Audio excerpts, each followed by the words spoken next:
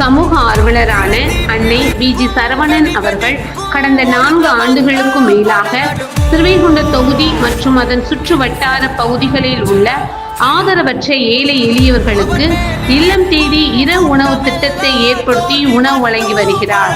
இந்நிலையில் தமிழக வெற்றிக் கழகத்தின் ஐம்பெரும் கொள்கை தலைவர்களில் ஒருவரான சமூக ஆர்வலர் அஞ்சலை அம்மாளை கொள்கை தலைவராக அறிவித்ததன் ஈர்ப்பால் தமிழக வெற்றிக் கழகத்துடன் இணைந்து தமிழக வெற்றிக் கழக தலைவர் தளபதி திரு விஜய் அவர்களின் ஆசையுடன் கழக பொதுச் செயலாளர் அண்ணன் புசியன் ஆனந்த் அவர்களின் வழிகாட்டுதலின்படியும் மதிய உணவு மற்றும் இரவு உணவு திட்டத்தை ஏற்படுத்தி உணவு வழங்கி வருகிறார்.